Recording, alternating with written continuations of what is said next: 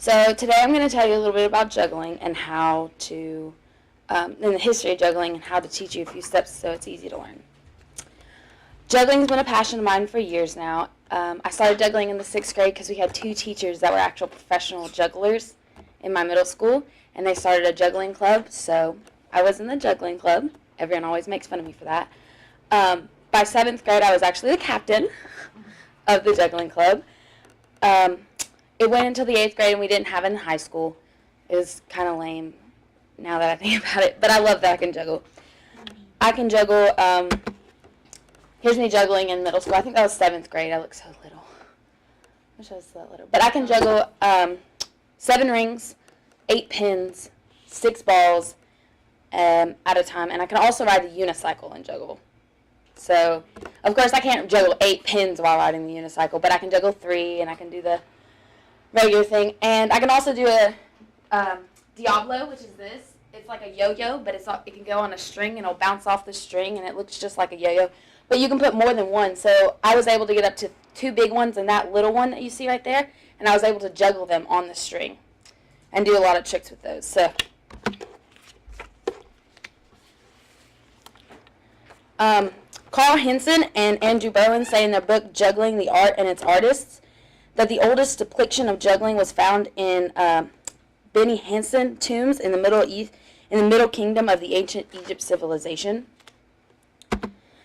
They say that these women jugglers were found amongst acrobats and dancers in one of the crypt's walls.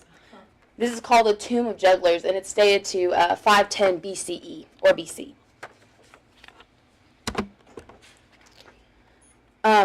By the 19th century, juggling was become like a specialized entertainment, like clowns.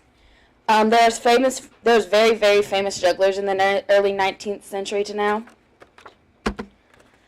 This is Enrico Rosselli. He's often cited as the best juggler ever. The only video of him was to exist in 1929. So he was a long time ago.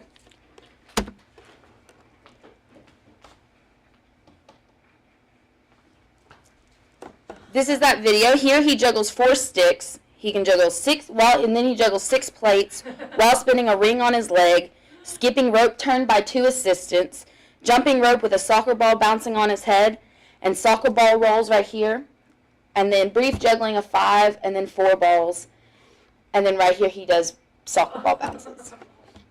So that was a 1929 video, and that was the only one he ever had.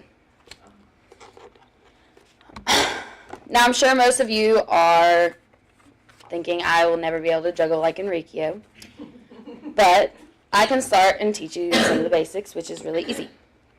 So you have to get 3 objects that are like the same weight, same shape. You can't really juggle with like a paper clip and remote and everything else. You can't do that.